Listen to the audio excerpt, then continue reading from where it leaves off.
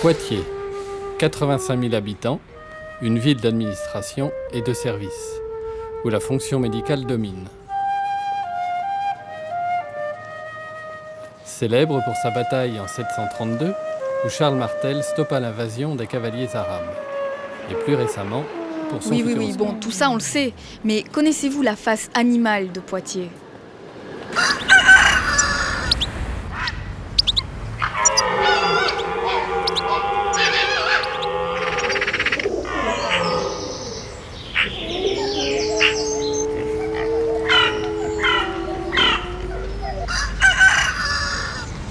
Non mais il n'y a plus de saison. L'autre jour à la télé, ils ont même dit qu'il y avait des marches à Montréal. Il paraît qu'avant, il y a toujours tous les feuillets rouges. Je te jure, on peut toujours attraper la peste de nos jours. Avec ces saloperies de rails qui traînent. Il était une fois une petite maison dans un grand jardin. C'est là que furent conçues les deux principales initiatives de la mairie de Poitiers en matière d'environnement, le canicite et le châtellème. Donc le canicite, c'est quoi? C'est une surface stabilisée, c'est-à-dire du calcaire tassé, si vous voulez. Au lieu qu'on ait des déjections canines partout dans la ville, on dit aux gens, bon ben voilà, il y a des endroits spécialisés, on vous met quelque chose à disposition pour que les chiens défèquent. Et à ce moment-là, ça pose moins de problèmes. Le chien dans la ville pose moins de problèmes, donc socialement, le chien est mieux accepté par ce biais-là. Bon, les chats, c'est aussi un peu la même chose.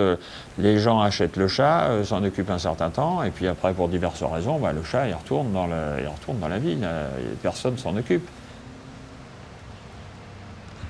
Alors châtellème, c'est le parallèle un peu avec le HLM. Bon, c'est quelque chose qui est fait pour que les chats puissent s'abriter et un endroit où ils puissent trouver de la nourriture.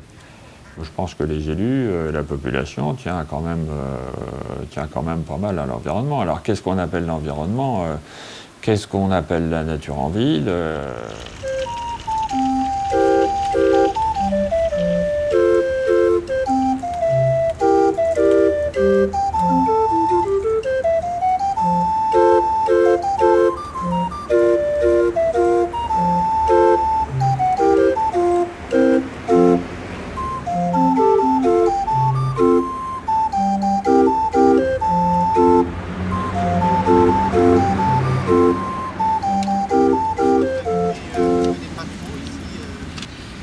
Oh là, ils ont blanchi là. Oh, ça, c'est... Il n'y a plus rien à bouffer, ça c'est clair. Plus de licanes.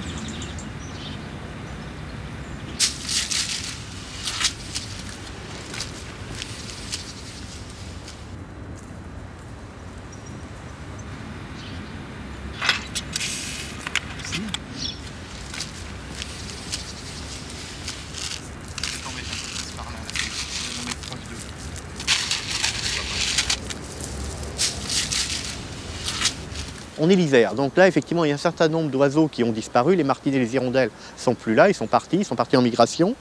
Et donc le jardin là, va attirer un certain nombre d'oiseaux qui sont sédentaires, qui sont restés là, et notamment tous les oiseaux granivores, comme les mésanges qu'on entend là en ce moment, les verdiers, les chardonnerets.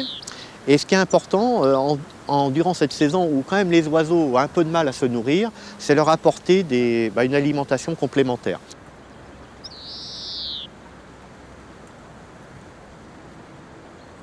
Poitiers est une ville intéressante parce que Poitiers est vue d'avion. Il paraît qu'on voit beaucoup de jardins, beaucoup d'espaces verts. Alors dans toutes les villes, ce n'est pas le cas. Et on va trouver un nombre d'espèces assez intéressant.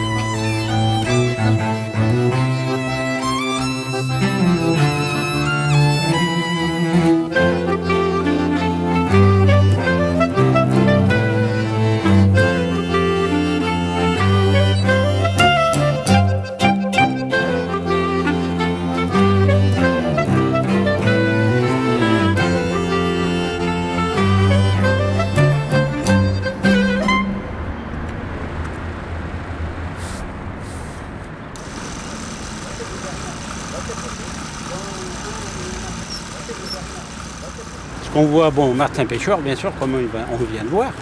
Ça, c'est le plus beau des animaux volants, si vous voulez, à plumes. Ah, pour vous, c'est carrément le plus beau? Ah, pour moi, oui. Ah oui.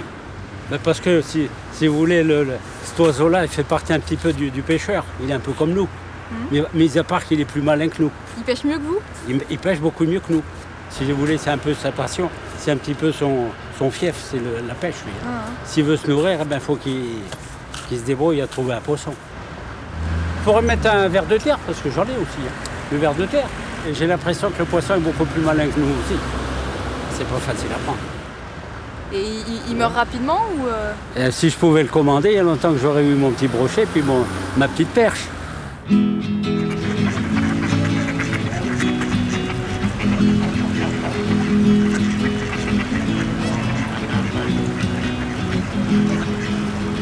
y a Gédéon, il y avait Sidonie, il y avait je sais plus. Oh, je me rappelle plus. Je ne suis pas trop occupée des surnoms encore parce que je ne les ai pas bien repérés.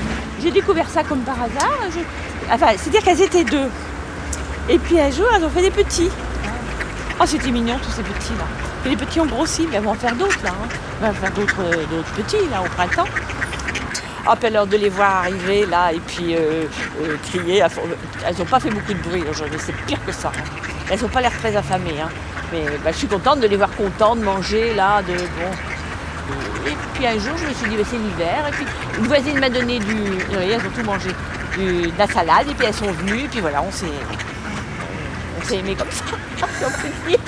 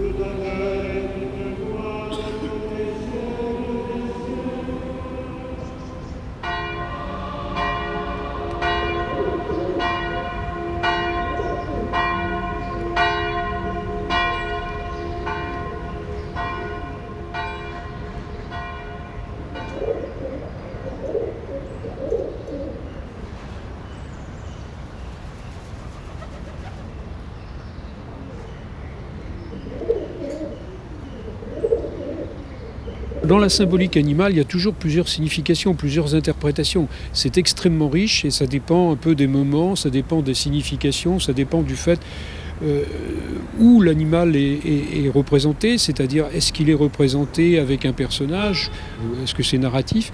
Alors il peut changer de signification dans ce sens-là. En fait, dans l'art médiéval, ce qu'on a surtout remarqué, c'était le fait, si vous voulez, qu'il y avait un enseignement peut-être pour des gens qui ne savaient pas lire.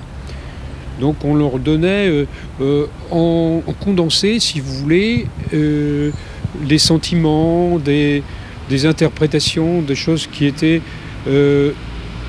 faisaient partie de leur quotidien. Je pense que c'est totalement incompréhensible pour les gens d'aujourd'hui, surtout ceux qui n'ont pas lu la Bible ou qui n'ont pas regardé beaucoup de livres d'art dans l'histoire de l'art roman, par exemple.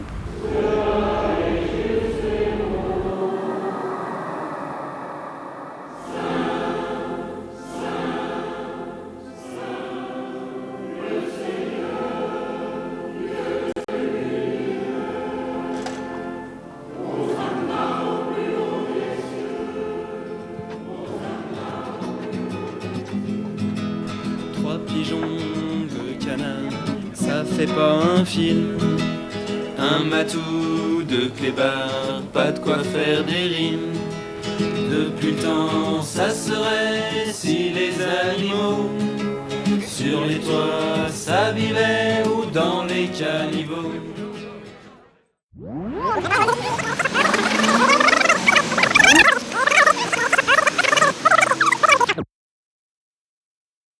Le goudron, c'est pas bon pour les bêtes à plumes. Un terrier, c'est plus dur à creuser dans le bitume. Saint-Radegonde priait pour nous, pauvres Martin pêcheurs. Les animaux sont partout, ces envahisseurs. Aujourd'hui dans le clin, demain dans votre bain. Un héron, c'est chafouin, ça pique les sacs à vin. L'autre jour, un mulot a tapé une petite vieille. La bestiole s'est enfuie avec tout son oseille. À Poitiers, c'est l'anarchie, le règne animal. Les députés sont des souris, le maire un cheval.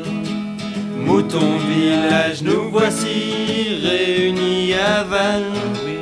Vous venez de regarder un vrai témoignage, le récit de ma survie dans l'urbanimal.